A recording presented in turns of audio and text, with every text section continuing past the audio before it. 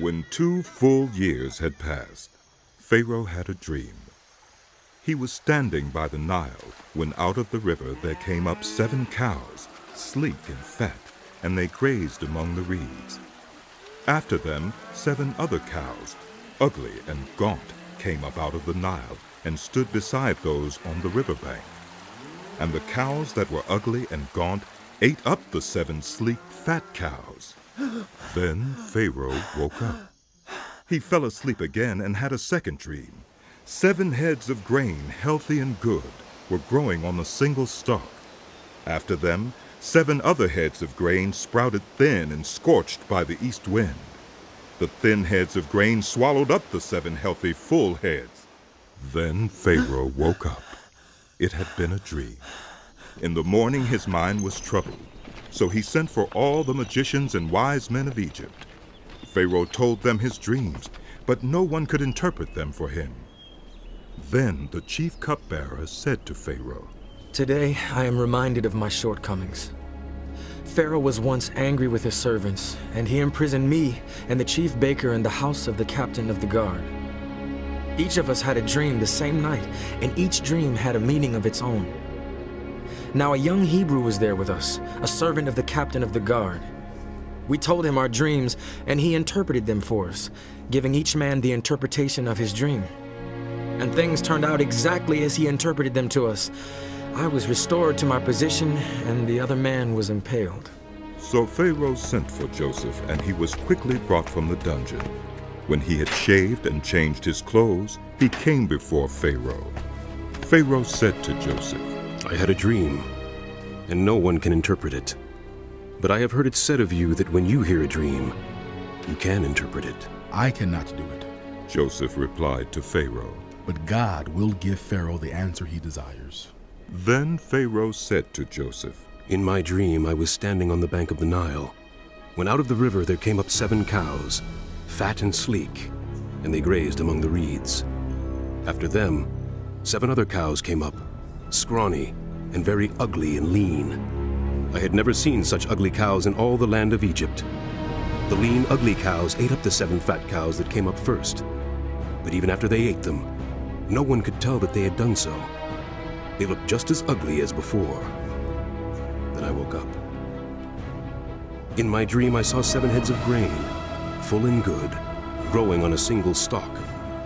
After them, 7 other heads sprouted, withered and thin and scorched by the east wind. The thin heads of grain swallowed up the 7 good heads. I told this to the magicians, but none of them could explain it to me." Then Joseph said to Pharaoh, The dreams of Pharaoh are one and the same. God has revealed to Pharaoh what he is about to do. The 7 good cows are 7 years, and the 7 good heads of grain are 7 years. It is one and the same dream.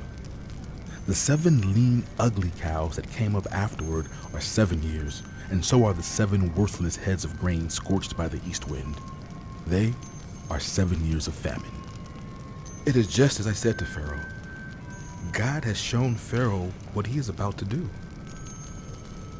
7 years of great abundance are coming throughout the land of Egypt, but 7 years of famine will follow them. Then all the abundance in Egypt will be forgotten, and the famine will ravage the land. The abundance in the land will not be remembered because the famine that follows it will be so severe.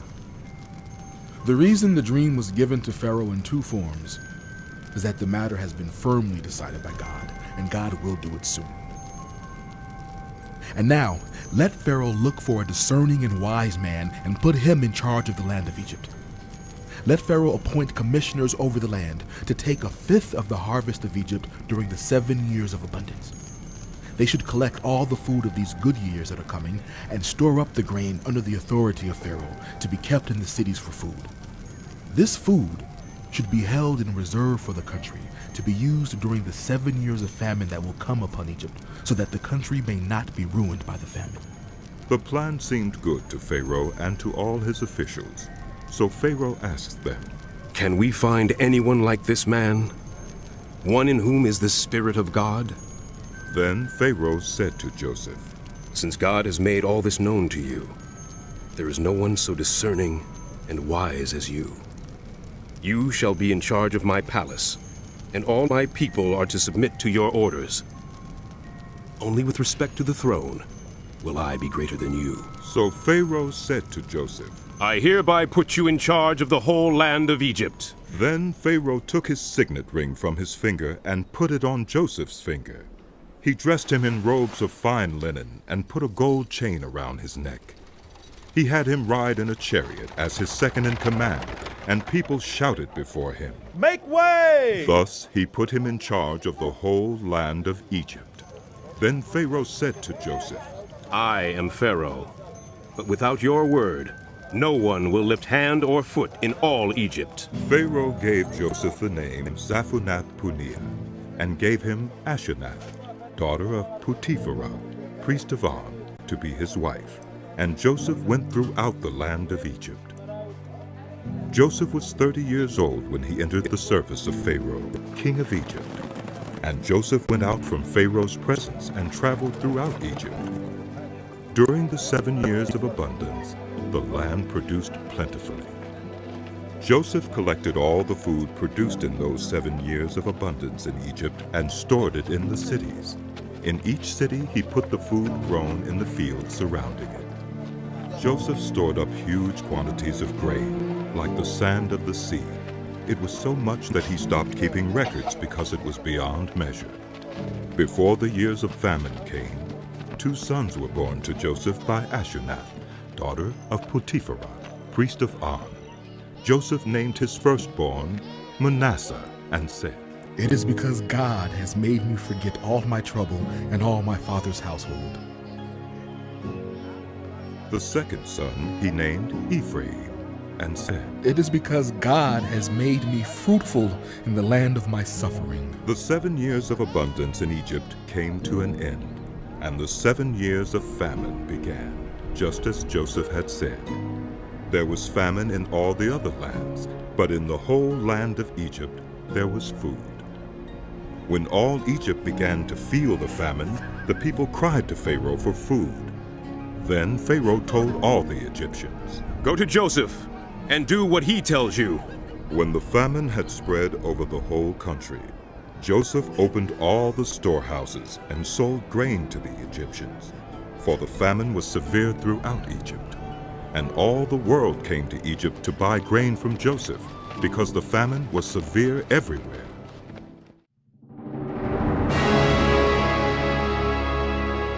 The book of Genesis continued.